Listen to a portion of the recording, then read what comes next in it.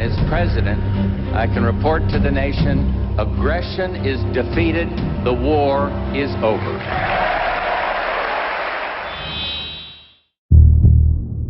He was born into a peasant family and didn't even complete secondary school, but that didn't stop him from becoming one of the most well-known dictators in the Middle East and the world. This is Saddam Hussein, who rose to power in Iraq in 1979. His portrait adorned buildings across the country as a reminder of his unquestionable control, and anyone who dared to defy him faced a deadly fate. In addition to masterminding attacks on Iran and the invasion of Kuwait that sparked the Gulf War, he was accused of multiple crimes against humanity. This led Western powers to intervene decisively to put an end to this evil once and for all. Saddam Hussein and his sons must leave Iraq within 48 hours. Their refusal to do so will result in military conflict, commenced at a time of our choosing. One thing is certain, Saddam paid no heed to President Bush's warnings, and in 2003, he faced the ferocious hunt that culminated in Task Force 121's Operation Red Dawn. If you want to know all about this incredible U.S. intervention in Iraq to catch the most wanted target, then stay with us because we are going to dive into its fascinating story. We will start by learning a little more about the significant goal that gave life to the mission. Saddam Hussein was born in the small Iraqi village of Al-Auja on April 28, 1937. Tragedy marked his life from the beginning. Both his father and brother died from an illness while his mother was pregnant. Depressed and alone, she attempted abortion and suicide, though both attempts failed. She eventually gave birth to Saddam and remarried over time, though this was not positive for the boy who suffered abuse from his mother's new husband, who often hit him. This caused him to leave home at just 10 years old and travel to Baghdad. In the Iraqi capital, his efforts to study were futile, but that didn't stop him from joining the Ba'ath Party in 1950. This is a political party based on Arab nationalism, where they assert that all peoples with these roots should form a single nation with their historical and cultural heritage. This ideology led Hussein to be one of the individuals who, in 1959, conspired to assassinate the Iraqi Prime Minister, Abdul Karim Qasim. The plan failed, and Saddam fled through the desert to Egypt. 4 years later, he returned to his country but ended up in prison. He gained his freedom when the Ba'athists seized power in 1968, and there his ascent began. In just over a decade, he achieved his grand objective, officially assuming the presidency of Iraq in 1979. From that moment on, the dictator that the world remembers began to take shape. Revolutionary Saddam Hussein would never again relinquish power, and during his tyrannical regime, he ordered attacks on Iran, which resulted in a conflict between the two countries. The cost of maintaining that battle led to a resource shortage in Iraq. For that reason, the next step was to invade Kuwait to control its oil. What the mastermind of these operations did not anticipate was that this last action would bring significant consequences. The invasion triggered the Gulf War in the early 90s, a conflict where Iraqi forces were crushed by an international coalition led by the United States. Despite the harsh defeat, Hussein continued to accumulate points on a long list of crimes, including 250,000 deaths and disappearances. However, what once again caught the attention of the West was the suspicion that Iraq was developing weapons of mass destruction. Faced with this possibility, it was Washington that again decided to intervene, leading an alliance of different countries that landed in the Middle Eastern country with a clear objective: to overthrow Saddam and liberate the Iraqi people. Ante la obstrucción y la arrogancia de Saddam, el presidente Bush concluyó que el tiempo de negociaciones había terminado.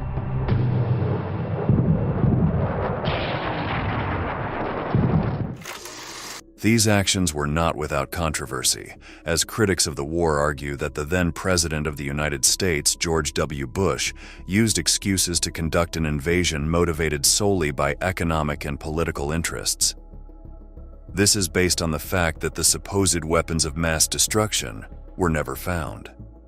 Nevertheless, the invasion was carried out on March 20, 2003, and within 3 weeks, U.S. forces secured Baghdad. However, the dictator had managed to escape from the capital city, and the initial speed of the incursion turned into a lengthy 9-month process to locate him.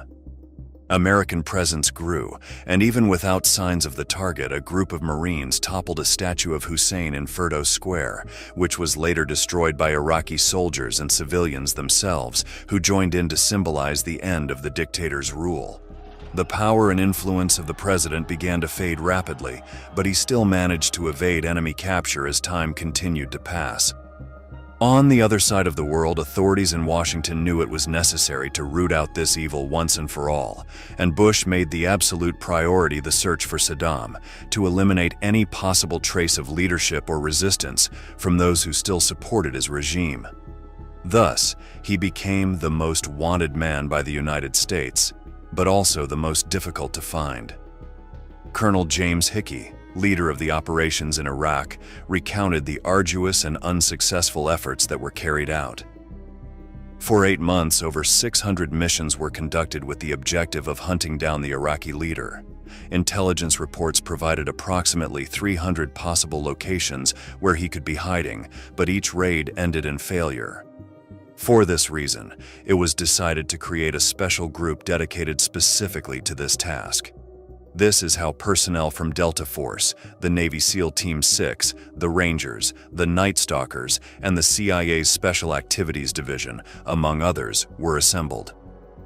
The new elite command was named Task Force 121, and it was ready to accomplish what no one else had been able to achieve. Initially, U.S. forces had focused on pursuing high-value targets, including government leaders. Several successful captures were made, but Western allies struggled to get closer to Hussein. Now, with the president as the highest priority, it was decided to set aside members of the collapsed regime and focus on the dictator's personal connections. For this purpose, several tactical teams composed of interrogators, counterintelligence agents, and interpreters were deployed in the area where Hussein's family house was located. We've identified, 5 or so families that we thought early on were particularly important to the security of number one and their efforts to try to coordinate an armed resistance in our area. Daily interactions with local citizens generated a wealth of information, leading them to Basim Latif, a driver and close friend of Ibrahim al-Muslit, one of the few individuals Saddam trusted. Intensive work during the driver's interrogation yielded positive results, and luck seemed to change. Now the Allied forces had al-Muslit's location, and suddenly everything started happening very quickly. Early on the morning of December 13, 2003, the Alliance assaulted the provided location and captured the dictator's confidant. Everyone was certain he was the missing key to reaching Saddam. Ibrahim al-Muslit was immediately interrogated and eventually confessed that Hussein was hiding on a farm in Ad-Dar, south of Tikrit. It was the best lead they had found so far, and excitement gripped everyone. There was no time to lose, as any warning could allow the tyrant to escape again. For that reason, Operation Red Dawn was launched that same night. Nothing could go wrong, and no one knew what they might be facing, so Hickey recalls that they prepared with all the power at their disposal. About 600 soldiers, lots of tanks, Bradleys, aircraft, Humvees, howitzers in position ready to provide fire support. Task Force 121 was in charge of the mission, and a total of 600 soldiers were divided into 2 areas, marked as the likely hiding places of Hussein, codenamed Wolverine 1 and Wolverine 2. The commandos split up to clear and secure both zones, which they achieved without any problems or resistance of any kind. However, it seemed they would once again come up empty-handed. The search was in vain, and the target could not be located. With no success from a new operation, those in charge requested helicopters to extract personnel from the area. But just as all hope seemed lost, something unexpected happened.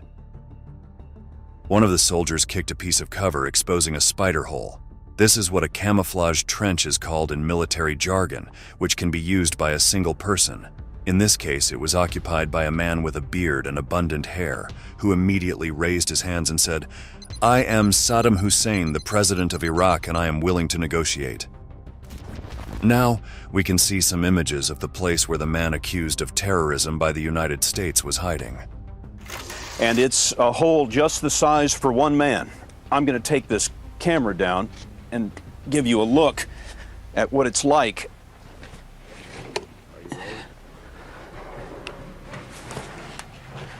And this is it.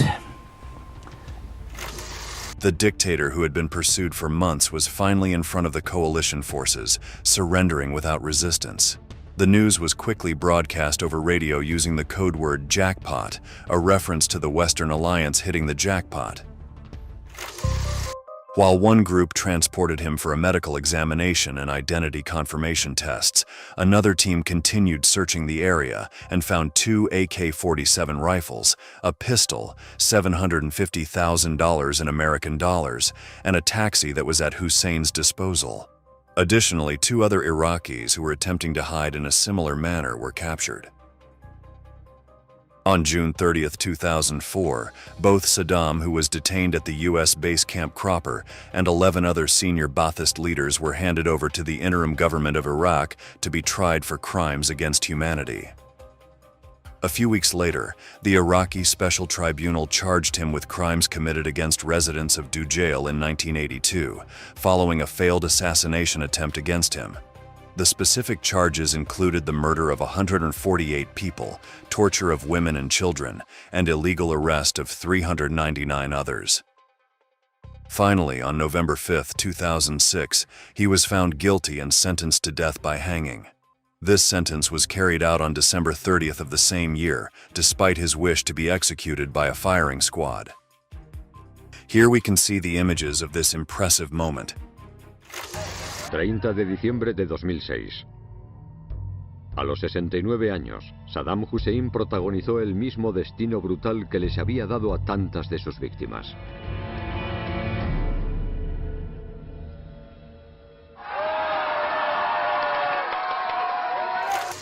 The execution took place in a hall of the old building that had been Hussein's military intelligence headquarters, in front of a large number of witnesses, all Iraqis and authorities from the United States.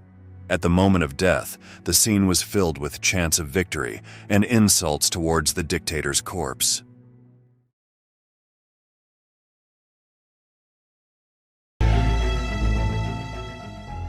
Few terrorists worldwide hold the reputation that Osama bin Laden managed to garner. The leader of Al-Qaeda was responsible for the September 11, 2001 attacks in New York and Washington, considered the worst attack against the United States, where nearly 3,000 people died. In addition to these events that changed the course of the world, he was also accused of being behind other attacks. The first against 2 American embassies in Africa, where 231 people died, and in 2000 against the USS Cole warship in Yemen, where 17 American sailors lost their lives. "The end justifies the means" was the motto of the terrorist who became the most dangerous and wanted man in the world, and who did not relent in his ideas to destroy the United States, until Operation Neptune Spear, the most intense, secret, and best-planned operation in a long time, aimed to capture him dead or alive. In this thrilling video, you will learn step-by-step about this lightning operation by the Navy SEALs. Get ready to join us on a journey to remote Pakistan, where over 10 years ago, the work of this special force became a milestone in global history. Welcome once again to military aviation. Nothing foretold that a child born in 1957 into a wealthy Saudi family, who worked in the construction business, would become the emblem of international terrorism. However, Osama bin Laden twisted his fate until he was considered the great villain of the 21st century.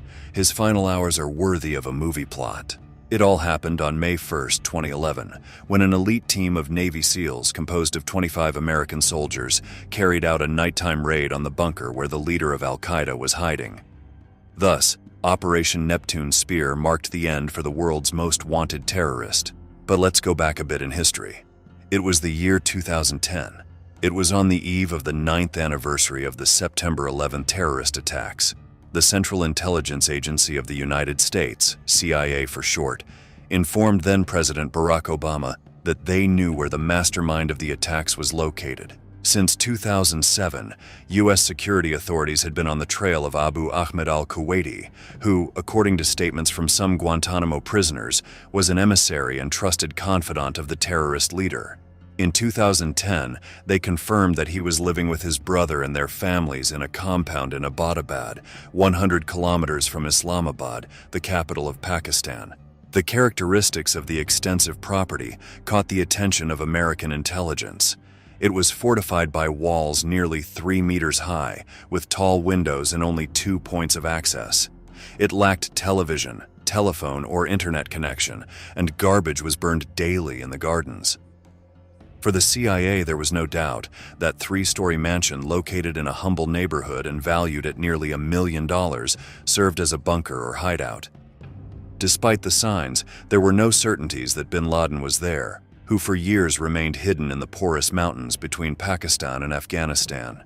The United States needed concrete evidence to consider a possible assault operation, so intense surveillance was carried out in the vicinity of the compound, including the use of spy satellites. As the months passed, the conviction of CIA agents grew. They were practically sure that the tall, bearded man they saw walking inside the compound was bin Laden. By late December 2010, the United States was ready to act. Amid intense secrecy, the top military brass began planning the operation. The first option was a missile strike. However, the idea was discarded due to the difficulty of proving that the leader of Al-Qaeda had been killed. The second option was a nighttime helicopter assault. With the likely mission already studied and analyzed, only the decision of the executive was missing. On April 28, 2011, Obama met with senior officials in the White House Situation Room. The president wanted to hear everyone's opinion. Among those who opposed the raid were Secretary of Defense Robert Gates and then Vice President Joe Biden. The rest of the high command was in favor. One day later, on April 29th, after intense days of secret meetings, Obama finally gave the green light to the Special Forces to carry out the riskiest and most dangerous mission in a long time, to capture Osama bin Laden dead or alive.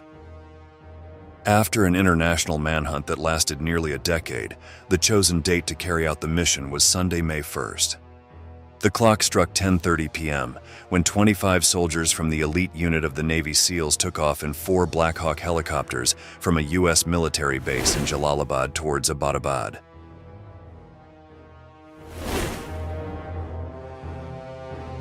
Past midnight, the neighbors woke up to the loud sound of helicopter engines hovering over the city.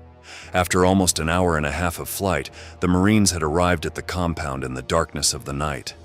One of the helicopters had to make an emergency landing due to technical problems, but we'll come back to that later. The American soldiers descended carrying explosives, weapons, and night vision devices. The mission of surgical precision was being followed live from Washington through unmanned aircraft cameras over bin Laden's compound. In the White House Situation Room, Barack Obama was accompanied by Biden, the then Secretary of State, Hillary Clinton, members of the cabinet, and high-ranking defense and security officials. Additionally, the operation was coordinated in real time by the CIA Director, Leon Panetta, and senior intelligence officials from the agency's headquarters in Langley, Virginia. For security reasons, the President of the United States had not briefed any other country on this mission. Neither had the Pakistani authorities, so the operation had to be swift and concluded before the forces of that nation were alerted. But let's return to Abbottabad, to the compound where bin Laden spent his last minutes, even though he had no idea of what was happening outside. The SEALs blew up a metal door and a brick wall with explosives. Inside, the soldiers found several women and children in different rooms. After advancing a few meters, a shootout ensued. On the first floor, al-Kuwaiti, the highly tracked emissary, was killed, and on the second floor, Khalid bin Laden, one of the sons of the former leader of Al-Qaeda. Part of the group went up the stairs to make sure there was no one else on the second floor, while 2 of the SEALs went straight to the top floor in search of the main target. Robert O'Neill was the one who entered the room where the Saudi terrorist leader was, along with a woman who stood between them, but he didn't hesitate. The soldier calmly aimed and fired, killing both. Operation Neptune's spear had been accomplished. Immediately afterward, the Marines sent the most awaited message, Geronimo Iquia. Geronimo was the codename assigned to bin Laden, referring to a leader of the 19th century Apaches who was considered the primary terrorist of the time. Iquia stands for enemy killed in action. Bin Laden had definitely been taken down.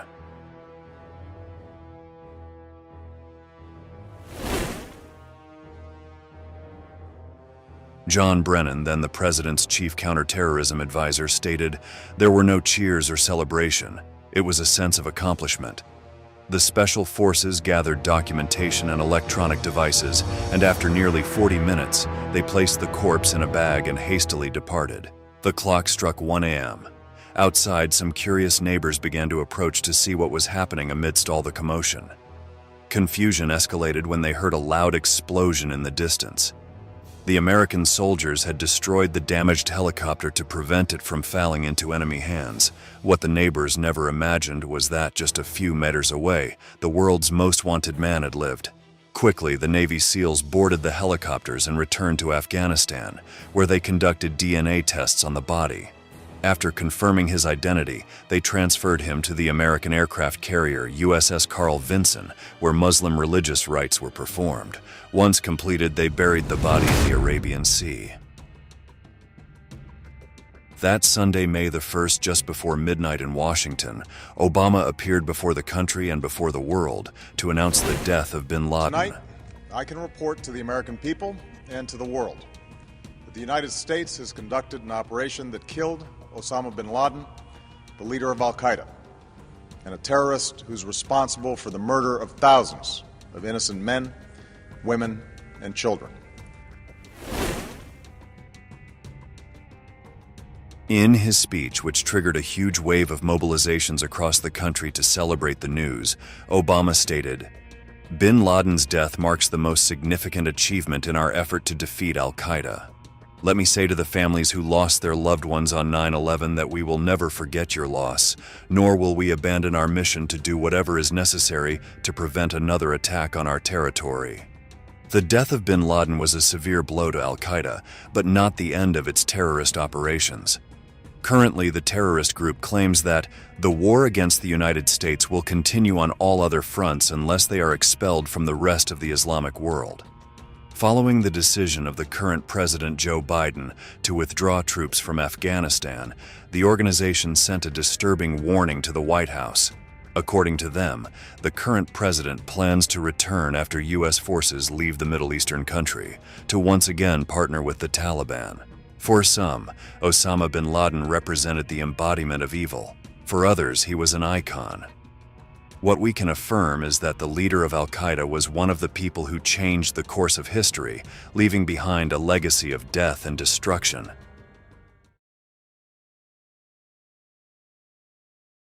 Although you may have never heard of them, Delta Force is one of the most important military forces in the United States, so much so that they are the main counter-terrorist force in the country. Each of the soldiers who are part of this group become responsible for the security of their nation against attacks by fundamentalist criminal groups. One of the most famous and remembered operations was the so-called Kayla Mueller, in which they killed one of the ISIS leaders with resounding success. In today's video, we are going to explore not only who the mission is named after, but also what the objective was. We will also see the characteristics of this elite force and all the details of the operation that is the protagonist of the chapter. Prepare to immerse yourself in the intrepid world of Delta Force, where audacity and precision are key, challenging the limits of what is possible. Welcome once again to military aviation. The dramatic story of Kayla Mueller, the American activist kidnapped by the Islamic State in Syria, is a tale of suffering and resistance. Her dedication to helping those most in need led her to carry out humanitarian work in conflict zones, but unfortunately she became a victim of the violence that she herself sought to mitigate. The 26-year-old was captured by the terrorist group in August 2013 in the city of Aleppo. Among the actions she carried out were her constant complaints to the Syrian government. Me solidarizo con el pueblo sirio. Rechazo la brutalidad y el asesinato que las autoridades sirias cometen contra el pueblo sirio. Porque el silencio es participar en este crimen, yo declaro mi participación en YouTube. The activist would pay dearly for her actions. The Islamic State would kidnap her and make her endure 18 months of torture and abuse under the yoke of some of the most sinister leaders of ISIS. Kayla's parents, previously informed by U.S. intelligence services, revealed that her daughter was not only a victim of Abu Sayyaf, a high-ranking member of the terrorist organization. The young woman also suffered horrific abuse at the hands of the supreme leader, al-Baghdadi. Initially, the family believed that Sayyaf was responsible for the sexual abuse, but intelligence services later confirmed that al-Baghdadi had taken her as his supposed wife and subjected her to terrible torment under this nuptial title. Basically, the North American had become the property of the Muslim, according to local rules. Her father, Carl Miller, said that the authorities informed them that the activist had to officially marry al-Baghdadi, so she was forced to suffer private humiliation as a tacit part of the marriage union. Kayla, along with other Yazidi women, was held in the Abu Sayyaf home, chained and subjected to an ordeal that included regular carnal visits from al-Baghdadi. The young woman's mother, Marcia Muller, shared the detail that her daughter was taken to al-Baghdadi's room for long periods of time and then returned crying. After each encounter, Kayla returned to her cell distraught and shared her horrendous experiences with the other captives, trying to alert them to the possible dangers. The veracity of these stories coincides with the patterns of sexual abuse and rape suffered by women kidnapped by ISIS in Iraq and Syria, where they are ruthlessly enslaved and exploited. After months of fruitless negotiations and reports of incessant mistreatment, the United States announced the unfortunate death of the activist in February 2015. The devastating news was released by her parents at a press conference. My name is Marcia Mueller. This is my husband, Carl. Our daughter, Kayla, was taken as a hostage and murdered by ISIS. The Islamic State, which had demanded $7 million in ransom for Muller's release, attributed his death to a Jordanian airstrike on its positions in Raqqa, the jihadists' capital in Syria. However, the family maintains that Kayla was murdered in retaliation for the execution of Sajida Rishawi, a fundamentalist who had tried to carry out a failed attack on behalf of the Islamic State. This jihadist militia woman had been sentenced to death by hanging by a Jordanian military court on September 21, 2006, and ISIS sought revenge with the doctrine of an eye for an eye, a tooth for a tooth. In either case, the terrorist group demonstrated that it had no compassion for the women whom it used or kidnapped and executed to convey its message of horror and faith. The family received confirmation of the young woman's death through photos of the alleged body. The cruelty to which Muller's parents were exposed motivated Delta forces to begin planning Operation Kayla Muller. The activist's life was the spiritual fuel of the mission, which aimed to put an end to the man who had transformed his existence into hell, Abu Bakr al-Baghdadi. Let's now meet the sinister man who was the target of the operation. In the eastern sands of contemporary history, the figure of Abu Bakr al-Baghdadi emerges, as we already mentioned, supreme leader of the Islamic State. An enigmatic figure who spread terror and violence in his quest to establish a global caliphate. His rise to power and the atrocities committed under his leadership paint a disturbing portrait of a man who challenged the limits of cruelty and ambition. Born in Samarra, Iraq in 1971, under the name Ibrahim Awad Ibrahim al-Badri, al-Baghdadi rose as the architect of a terrorist organization that challenged the borders of the Middle East and destabilized entire regions. His story is intertwined with chaotic post-war Iraq, where political chaos and the marginalization of the Sunni community fueled the breeding ground that would result in the rise of ISIS. Let's hear what the specialists think about this figure. Baghdadi, evil of evil. Everybody's looking for him. His tradecraft is really good. He would burn people alive, behead them, put kids in cages. Al-Baghdadi ascended to the leadership of the Islamic State in 2010, following the death of his predecessor, Abu Omar al-Baghdadi. His master strategy was to capitalize on Sunni discontent and alienation, taking advantage of the sectarian divide and power vacuum in the region. As his figure gained weight, the international hunt for al-Baghdadi intensified. His way of evading the security forces made him a character as dangerous as he was elusive. That was until the elite special force, the protagonist of this video, took care of stopping him forever. But who exactly are Delta Force and how did they stop this fundamentalist? In the remote bastions of American military power, the Delta Forces emerge with stealth and precision.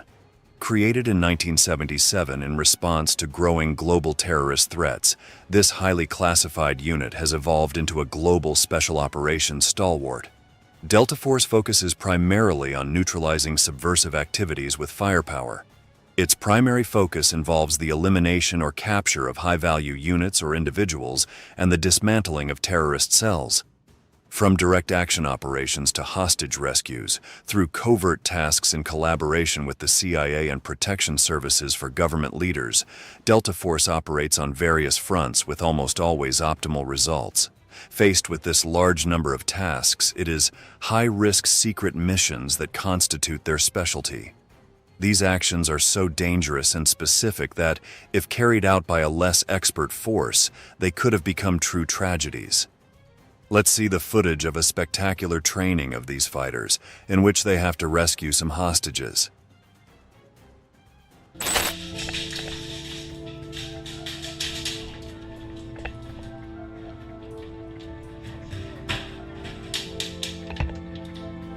Stand up! Stand up!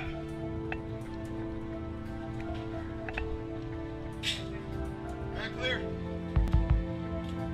Are you hurt? Walk around him.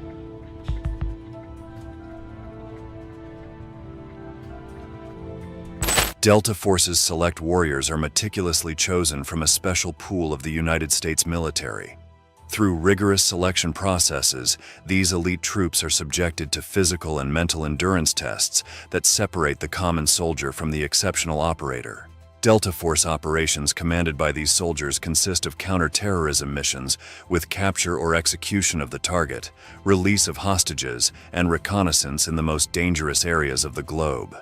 Your arsenal includes cutting-edge weaponry, from custom assault rifles to cutting-edge communication tools.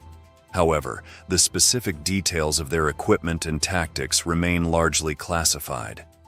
We are sorry to disappoint you, but there is a good reason for this data to remain secret. This is because the Delta military wants to have the element of surprise and wants its enemies not to know what they are going to have to deal with. The few testimonies known from these soldiers reveal the intensity of their commitment and the unique camaraderie that characterizes this select group. The ability to operate under extreme pressure, unwavering loyalty, and tactical adaptability are common traits among these elite operators. In the 21st century, Delta Force has played a vital role in the global fight against terrorism. One of the most famous and spectacular missions of this elite corps is the one that gives the title to this video: the dangerous and risky operation that killed the aforementioned al-Baghdadi. We will tell you exactly how the events occurred. On the morning of October 24, 2019, a date that would mark contemporary military history, United States intelligence agencies provided Donald Trump with the confirmation that he had been waiting for: Abu Bakr al-Baghdadi had been located. This news was what triggered one of the most risky and crucial missions carried out by the Delta Force, Operation Kayla Mueller, in honor of the activist. The decision to carry out the operation was made with great determination, as options were limited and time was of the essence.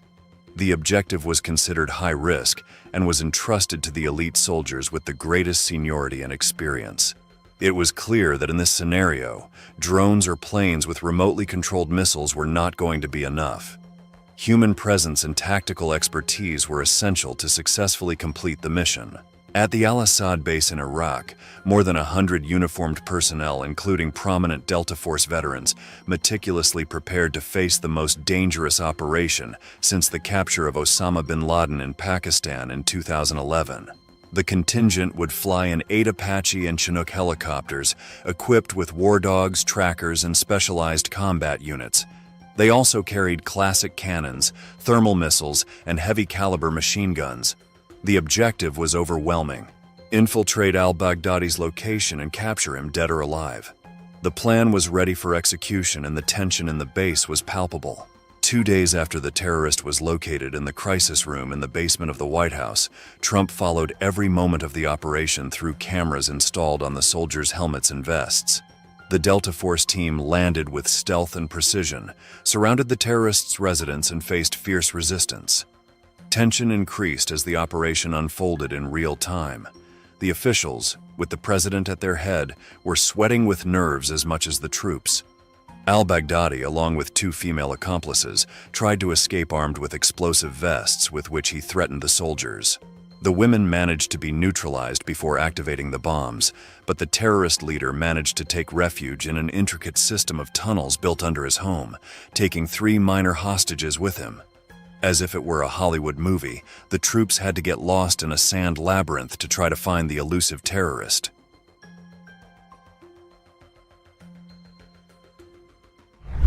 The war dogs, essential in the mission, relentlessly pursued al-Baghdadi until they managed to corner him and the infantrymen, triggering a sequence of critical events.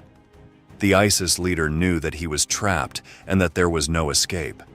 In a final act of desperation and cowardice, the terrorist detonated his explosive vest, taking his own life and causing the deaths of the 3 children.